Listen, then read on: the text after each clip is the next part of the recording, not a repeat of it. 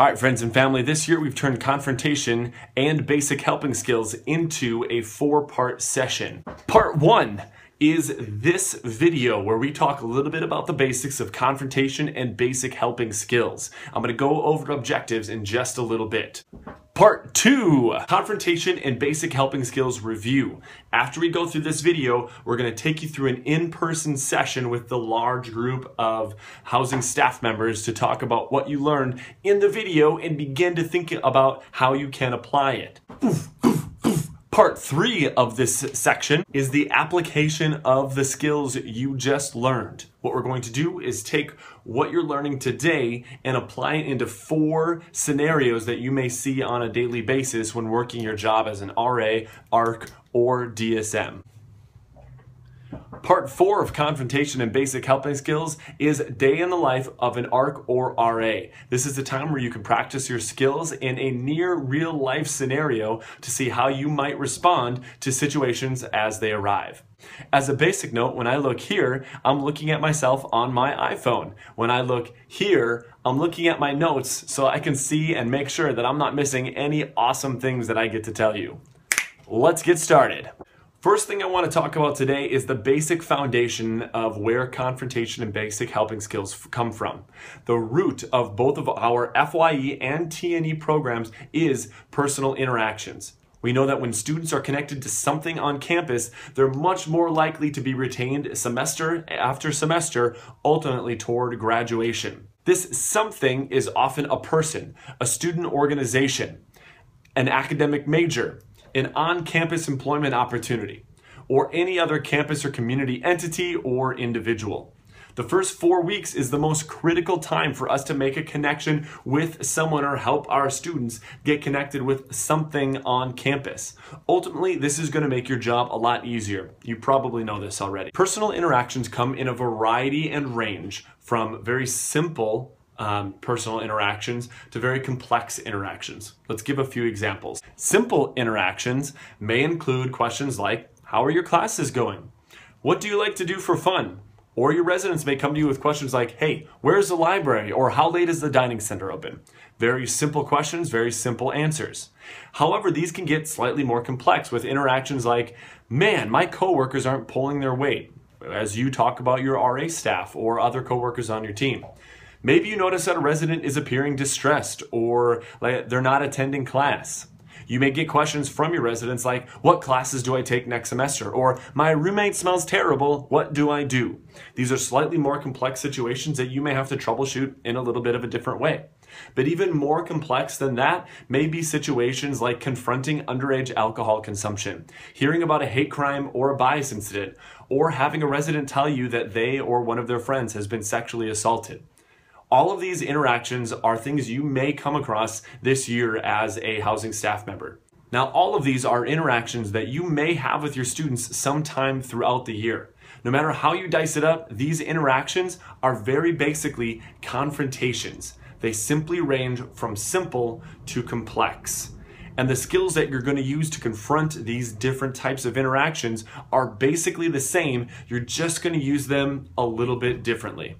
Now, there are 3 objectives to this video session. The first one is for you to understand that interactions you have with your residents are essentially confrontations. And we just covered that. Not all confrontation is bad. Not all confrontation goes poorly. Confrontation is about applying well-practiced skills to address or resolve conflict and or help your residents. The second objective is you learning some of the basic helping skills so that you are prepared for confrontation, conflict management, staff disagreement, student emergencies, academic issues, and other interactions you may face within your position. The third objective is for you to assess a little bit of your comfort and your confidence in confronting some of these potential interactions that you'll have this year. And we're going to cover that in just a little bit.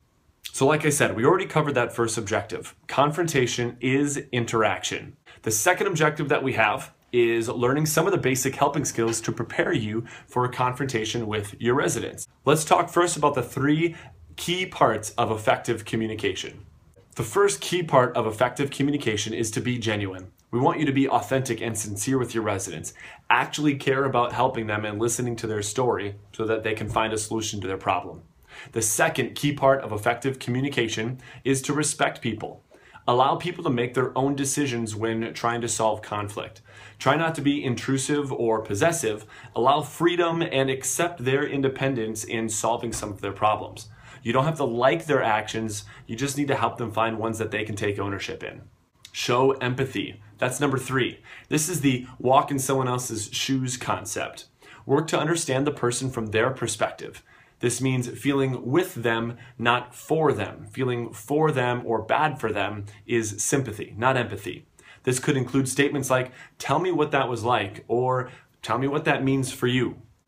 Now, this part of training, you've probably already discussed a lot of your staff expectations. What we want you to do is pause the video for about 5 to 7 minutes and talk about what it's like to be genuine, to respect people, to show empathy. What that looks like both on your staff and between your staff and your residents as you represent a unified front for your hall. When I say go, pause the video and come back to complete the rest of this training. Beep up, beep up, beep up, bo. Go.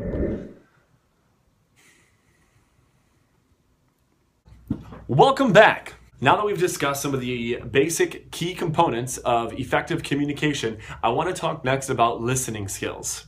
Fundamentally, your number one role in listening to a resident while helping them is to stay out of the speaker's way. Let them talk through what they need to talk to without trying to direct the conversation one way or the other. 3 ways you can do that is through attending, following, and reflecting. Let me talk a little bit about what those are. When you attend, consider that 80% of communication is nonverbal. You should demonstrate listening skills you should demonstrate that you are listening while they are speaking. Attend the conversation and actively listen to what they're saying. The second component is following. Allow them to define the direction of the conversation. You can use questions to help build your understanding, but be careful not to direct the conversation where you want it to go. Let them direct it as they'd like to. Finally, reflect. Reflect back what you heard them say so that they know you are actively listening. This ensures that you have understood the message that the speaker is trying to share. The final component to basic helping skills is knowing the steps to successfully manage or mediate conflict between 2 or more residents. In these situations, you will clarify your role as the unbiased mediator. We want you to establish ground rules for the conversation. Essentially, this is attending, showing that you are here and listening to what they're saying. Decide who is going to talk first and second. Allow each side to talk uninterrupted about their point. This is a good example of what following might look like in effective listening. Ask each person to paraphrase the other person's side after they're done speaking. This is reflecting, ensuring that each other understand the message that is being shared. Help them next plan a course of action. Of course, this isn't you solving the problem, it's you helping them find a solution or a strategy that will ultimately help them solve the problem. Finally, we'll have you summarize the conversation and set a follow-up date. It's important to look to the future and find a time that you can reconnect to make sure that they're actually following the steps that they said they would follow.